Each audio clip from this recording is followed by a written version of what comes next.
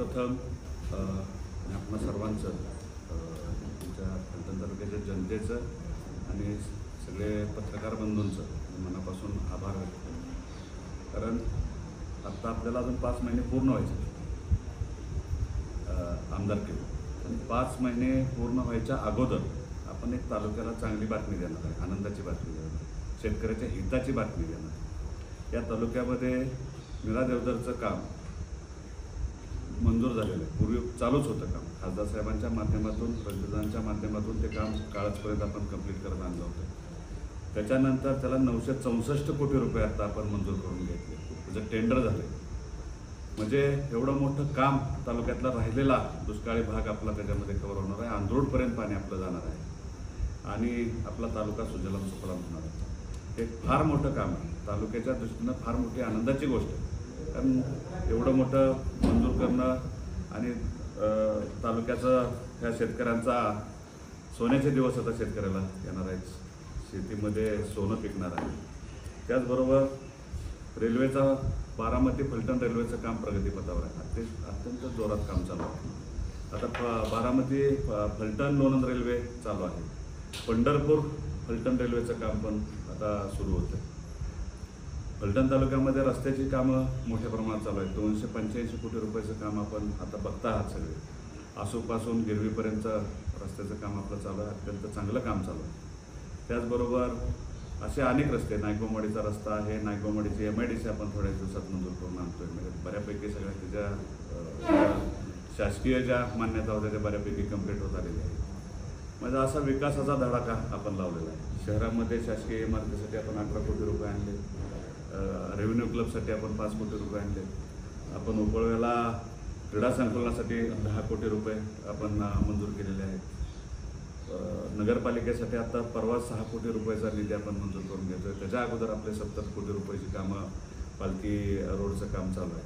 म्हणजे खासदार साहेबांच्या माध्यमातून आणि आता त्याचबरोबर माझं सहकार्य या 5 महिन्यात खासदार साहेबांना लाभलेलं आहे। या तालुक्याने आमच्यावरती विश्वास ठेवला, या नेतृत्वावरती विश्वास ठेवला, त्या विश्वासाच्या जोरावरती आम्ही आता विकास कामाचा धडाका लावलेला आहे। आणि अशा तऱ्हेनं आपलं काम, सगळं विकासाचं काम चालू आहे। आपल्याला ते म्हणत होते तुम्ही खोट्या घोषणा करता, खोटी टेंडर काढली म्हणून सांगता। त्याचं खोटं टेंडर नाही, तर 969 कोटी रुपयाचं टेंडर आता आपलं निघालेलं आहे। आता ज्यांना दिसतच नाही काय, त्यांनी आता माहिती घ्यावी, चौकशी करावी आणि नंतर बोलावं। म्हणजे अशा प्रत्येक गोष्टीच्या विकास कामामध्ये आपण बोलत असतो। पाण्याच्या विषयावर बोलायचं झालं तर कितीतरी अडचणी, कितीतरी प्रसंग होते, त्यात खासदार साहेबांनी मार्ग काढून आपल्याला हे नीरा देवधरचं पाणी, गेले 23 वर्ष पाणी अडवून आपल्या तालुक्याला पाणी कधी मिळालं। आणि नुसतंच रणजितदादांच्यावरती टीकाटिप्पणी करायची, खोटं बोलायचं, आमच्यावरती आम्हाला काय नको ते शब्द वापरायचे, ते काय बरोबर नाही। काय डास म्हणायचं, ढेकून म्हणायचं, काय कलर काळा आहे म्हणायचं, नकटा आहे म्हणायचं, पण आम्ही कसे असो, माहीत आहे एक मच्छर, नाना पाटेकरांच्या पिक्चरमध्ये एक डायलॉग आहे, एक मच्छर चावला तर काय होतं, तर त्या पुढचं मी काय बोलत नाही। म्हणजे अशा गोष्टी, असंख्य गोष्टी वर्णावरती बोलायचं। अरे वर्णावर काय बोलताय, मी असलो काळा नकटा, मी शेतकऱ्याचा पोरगा आहे, सर्वसामान्य कुटुंबातनं मला तुम्ही निवडून दिलंय, प्रतिनिधित्व करण्याची संधी दिली, आणि तोच काळा माणूस आता ह्या शेतकऱ्याच्या शेतामध्ये सोनं पिकवणार आहे। शेतकऱ्याच्या शेताच्या जे लागणारं हक्काचं पाणी होतं ते पाणी मिळवून देणारा हा काळा नकटा पोरगा आहे।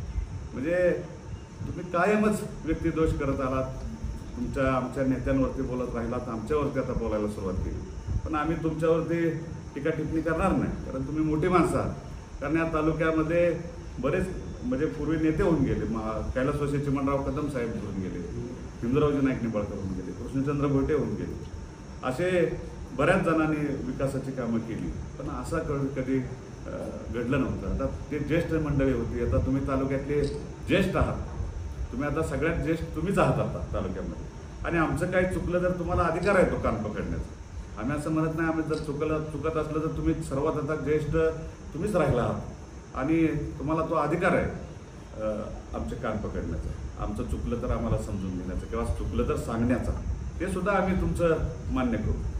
ते आता पण तरीसुद्धा काहीतरी काढायचं, काहीतरी बोलायचं, पाण्यावरती बोलायचं। 26 गावाचा पाण्याचा प्रश्न आम्ही मांडला होता, काय उत्तर कोरेगावमध्ये आपण होताच ना, मी तोच विषय घेतला होता. ह्याच्यापेक्षा वेगळं काय बोललो होतो की 26 गावाला पाणी मिळालंच पाहिजे. ते इतक्या वर्ष गेल्या पिढ्यानपिढ्या दुष्काळ तिथं चालू आहे, पण पाणी अजून तिथं पोहोचलेलं नाही. आपण त्या क्षेत्रामध्ये काम करत होता, त्या विभागाचे तुम्ही मंत्री होता, एवढंच बोललो होतो. मग संबंधित विभागाचे मंत्री असल्यानंतर जबाबदारी असते ना आपल्या तालुक्याला, आपल्या मतदारसंघाला, आपल्या शेतकऱ्यांना न्याय मिळवून द्यायचा, तर तरुणांच्या हाताला काम मिळवून द्यायचं, ही आपली जबाबदारी. आणि जबाबदारी टाळून चालत नाही, आणि जबाबदारीला पाठीमागा सरून सुद्धा चालत नाही. म्हणजे ह्याच गोष्टी बोललो होतो. ह्याच्यापेक्षा काय तुमचं वेगळं कायच आम्ही काय बोललो नव्हतो. मग त्याच्यावरती बोलायचं काय माहिती आहे, काय हे माहिती आहे, सगळं माहिती आहे. लवाद काय असतो, लवाद कसा काय असतो, लवादात 585 TMC पाणी आपल्या महाराष्ट्राला मिळालेलं आहे. म्हणजे 585 TMC मिळालेलं आहे. तो लवाद बचाव कमिटीकडून, तो न्यायाधीश बचाव कमिटीच्या अध्यक्षाखाली 1975 साली तो झालेला आहे. म्हणजे अशा 1969 साली तो 1969 साली तो मांडला, आणि 1975ला तो बचाव कमिटीच्या अध्यक्षतेखाली तो मंजूर झाला. 585 TMC पाणी आपल्या महाराष्ट्राला मिळालं. 611 TMC पाणी आपल्या कर्नाटकला मिळालं, आणि माझ्या माहितीप्रमाणे 711 TMC पाणी आंध्र प्रदेश आणि तेलंगणाला मिळालं. म्हणजे ह्या सगळ्या गोष्टी आम्हाला लवाद पण कळतोच ना. दुसऱ्या लवादात काय झालं, 666 TMC आपल्याला पाणी मिळालं. त्याच्यानंतर कर्नाटकला माझ्या माहितीप्रमाणे 907 मिळालं, आणि आंध्रला 1005 मिळालं. म्हणजे आपण महाराष्ट्राला, आपण त्यावेळेस मंत्री होता, जलसंपदा विभागाचे मंत्री होता, त्यावेळेस हे पाणी दुसऱ्या लवादामध्ये त्याचं वाटप करत झालं. मग आपल्याला 666 TMC पाणी मिळत असताना आपल्या वाट्याला फक्त 81 TMC पाणी वाढून मिळालं. कर्नाटकला जवळजवळ 200 TMC 173 TMC पाणी वाटून मिळालं, आणि आंध्रला 194 TMC पाणी वाटून मिळालं. म्हणजे प्रत्येकाला 200 TMC पाणी वाटून ॲव्हरेज पाणी मिळालं, आणि आपल्याला फक्त 81 TMC पाणी मिळालं. पाणी सातारा जिल्ह्यात, धरणं सातारा जिल्ह्यात, पाणी महाराष्ट्राचं. मग तुम्ही का लढला नाही, का भांडला नाही, का पाण्यासाठी संघर्ष केला नाही? तिथं संघर्ष करणं गरजेचं होतं. शेतकऱ्याला महाराष्ट्राचं तुम्ही नेतृत्व करत होता, महाराष्ट्राचं तुम्ही त्या विभागाचे प्रमुख होता, त्यावेळेस तुम्ही पाणी आपल्या महाराष्ट्राला मिळायला पाहिजे. 2-2 TMC साधारण पाणी प्रत्येक राज्याला वाढवून मिळालं, महाराष्ट्रालाच प्रत्येक 81 TMC पाणी मिळालं. तेव्हा तुम्ही काय आंदोलन केलं नाही, तेव्हा का तुम्ही तक्रारी केल्या नाही? मग तेव्हा नक्की काय झालं होतं, काय अडचणी होत्या, ह्याचा पण विचार तरी काय केला पाहिजे. म्हणजे ह्या गोष्टी सगळं लवाद बिवाद सगळं कळतं. लवाद लय आपला, मी जरा थोडा कमी शिकलेला असेल, आम्ही विद्यार्थीच आहोत, जरा विद्यार्थी असल्यामुळे आम्ही शिकत राहणार आहोत. तुम्ही पत्रकार बंधू सगळे आम्ही विचारानं सगळे एकत्र येणार आहोत. तुमच्या ज्या अडचणी असतील त्या आम्ही त्या मांडणार आहोत. याचा अर्थ असा नाही की आम्हाला काय समजत नाही. प्रत्येक गोष्ट कळत असते, प्रत्येक गोष्ट समजत असते, पण आपण कुठेतरी वेगळं काहीतरी आहोत हे दाखवायचं तालुक्याला, आणि तालुक्याची दिशाभूल करत राहायचं, हे जरा कुठेतरी आता थांबलं पाहिजे. आपण पाण्यासाठी संघर्ष करतोय तर 100% संघर्ष करायची गरज नाही. आपण पाण्याचं टेंडर मंजूर करायला आपण संघर्ष करतोय. त्याला आमचं नेतृत्व रणजित नाईक निंबाळकर खंबीर आहे.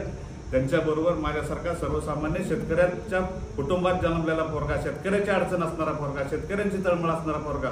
तर मला माहित आहे मळ्यात पाणी नसलं तर काय होतं, पिकाला पाणी नसलं तर काय होतं, हे सगळं जाणणारा माणूस आहे. हे काय कुठं पुस्तकं डिक्शनरी वाचायची मला गरज नाही.